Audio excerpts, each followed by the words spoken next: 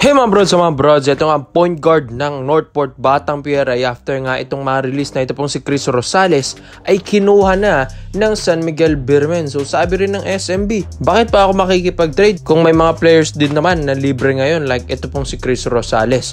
And take note mga brods ito pong si Chris Rosales hindi man din ganun ka-factor dito sa Northport Batang Pier. He's averaging 3 points per game lang last season pero hindi naman din ganun kataasan yung minuto na binibigay sa kanya doon. Pero ito pong SMB, alam nila at may tiwala sila kay Rosales na kaya niyang gampanan yung pagiging point guard niya dito sa SMB. Dahil yun nga, bibigyan ito ng magandang minuto ni na Coach George Gallant. Pero yun nga mga brods, ito pong si Rosales ay test lang ito. So pwede itong ibitawan din agad ng SMB. Yung Northport nga nabitawan, SMB pa kaya. Kaya ito ay titignan pa nila yung performance ni Chris Rosales pero na-sign na mga kabrods Kaya aabangan natin kung talagang good pick up ba ito for SMB or makakasama sa kanilang lineup mga kabrods. Dahil syempre meron din namang mga training camps ang SMB this off-season. Kaya malay natin doon sa camp na yon at sa tryouts na yon ay nag-step up doon. Ito pong si Chris Rosales. Itong 6 flat point guard mga bros. Di rin naman basta-basta. Ito pong si Chris Rosales. Hindi nga lang nagkakaroon ng tiwalang Northport sa kanya. Kaya nagkandabangko-bangko na. Ito pong si Rosales mga kabrods. Pero sa dami at sa tagal na rin naman na naglalaro ito sa PBA at veterano na ay syempre kaya rin patakbuhin ng SMB ng maayos. Ito pong si Chris Rosales lalong-lalo na. May mga point guards din dito na ilang years na lang din ay magre-retiro na like Chris Ross mga kabrods, di ba? Sino Marshall Lassiter na mga shooting guard na ganyan ay ilang years na lang din ay mawawala na sa SMB dahil magre-retiro na. Kaya ito pong SMB ay gusto rin nila kumuha ng mga reserbang point guards. Kaya katulad nito ni Chris Rosales na bigla-bigla na lang nilang kinuha. So alam din naman natin ng SMB maraming mga movements yan sa kanilang lineup nila. Kaya mga ganitong movements na bigla-bigla magkakaroon ng panibagong lineup ang SMB, di na tayo magugulat doon mga kabrods. So alam ko nga sa SMB ngayon ay gusto rin kasi nilang bumawi this Governors Cup. August na mga kabrods. Kaya ilang tulog na lang din Governors Cup na magkakaroon ng mga imports and much more. Kaya nga ito pong si Rosales ay ginawan na nila ng galaw ito mga kabrods para nga naman ngayong training cup ng SMB mga kabrods ay maka-catch up na siya agad dahil syempre mahirap din na magkaroon siya ng chemistry na days na lang before ng kanilang Governors Cup season. Kaya mga brods as much as possible ay makakabuo ng chemistry ito pong si Rosales sa kanila. Pero yun daming mga point guards na pwedeng kunin ng SMB. Lalong-lalo na yung Joshua Monzon dyan sa Northport Batang Pier pero di nila kinuha. So may nakita sila kay Chris Rosales na hindi nakikita ng ibang koponan dito sa SMB mga brods. Kaya alam din naman natin ng SMB may tiwala rin tayo dyan.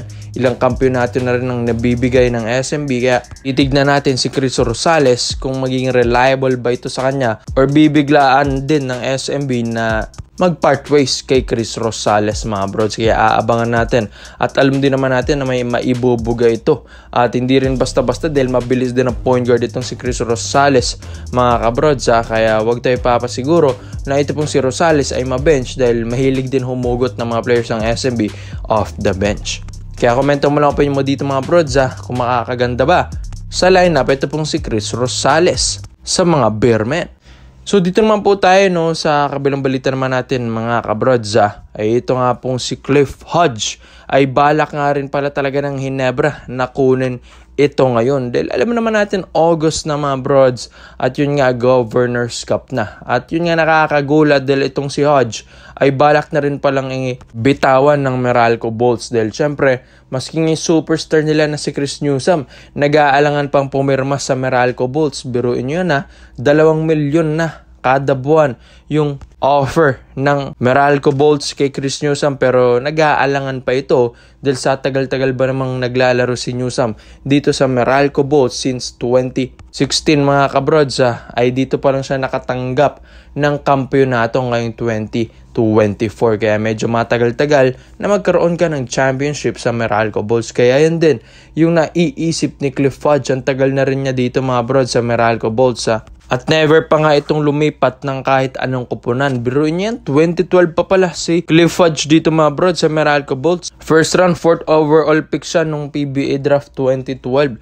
So 36 years old na si Cliff Fudge. Ngayon pa lang siya nakatanggap ng kampeonato dito sa PBA. So ang tagal mga kabrods, no? Pero kahit naman, nakakatanggap na rin ito ng mga defensive awards dito sa Meralco Bolts mga kabrods. Pero individual lang yun, iba pa rin yung championship, yung feeling na yun mga kabrods. Kaya napapaisip, ito pong si Cliff Fudge, sa tagal-tagal ba naman niya sa Meralco Bolts, ngayon lang siya nakatanggap ng kampeonato, paano pa kaya kung siya ay nakapunta pala ng mga SMC team mga kabrods? Biruin nyo yung 2012 to 2024, yung 12 years na yan, paano kung si Cliff Fudge ay napunta sa mga SMC team? Siguro hindi lang isang kampeonato sa loob ng 12 years ang nakuha ni Cliff Fudge mga bro. Siguro mga 4 or 3 or 5 championship siguro pwede niyang makakuha sa SMC group or more, 'di ba mga kabro? So mapapaisip ito pong si Hodge dahil sa tagal-tagal na niya sa PBA, gusto rin niya ulit magkaroon ng kampeonato dahil ilang years na lang magre-retiro na ito. Syempre 36 years old na yan si Cliff Fudge mga kabrods, veterano at gusto pa rin at uhaw sa kampeonato. Kaya dito sa Ginebra ay isa ito sa mga paboritong kupunan din ng mga players na possible na magkaroon ng kampeonato championship mga kabrods. Kaya ito pong si Cliff Fudge mapapaisip na once na mag-offer ang Ginebra sa Meralco na kunin siya, ay hindi na ito magdadalawang isip na dito na siya pupunta mga kabrods. Dahil sa Meralco, baka maudlot na naman kasi next season, baka matagal-tagal na naman silang magkaroon ng kampeonato kapag hindi sila naging consistent every season mga kabrods. Pero itong si Hadja ay pwede rin naman itong kunin ng Barangay Ginebra San Miguel. Di nga lang din natin alam kung kailangan pa siya ng Ginebra. Pero ang Ginebra kasi kailangan din ng mga defensive player like Cliff Hodge. So magaling din naman si Cliff Hodge mga brods hassle ito, parang Calvin Abueva na, pero mas madive ito sa bola, mas hassle, and yun nga mga brods, mas matangkad.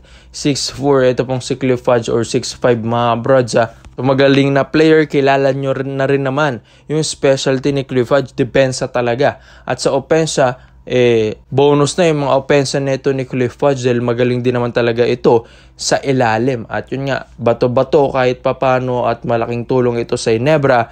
Kung sa Ginebra maganda ng kanilang opensa, pag binato mo pa at nilagyan mo pa na magandang defensive player dyan, ay syempre ang ganda na ng lineup nila. So sabi nga nila, di ba, defense wins championship. Kaya mga brods, Cliff Fudge sa Barangay Ginebra San Miguel, sa tingin nyo ba kailangan ito ng Ginebra? Kaya komento mo lang opinion mo dito mga brods. At isa natin yan. Salamat po sa panonood mga brods. This is overrated highlights yun lang. I'm out.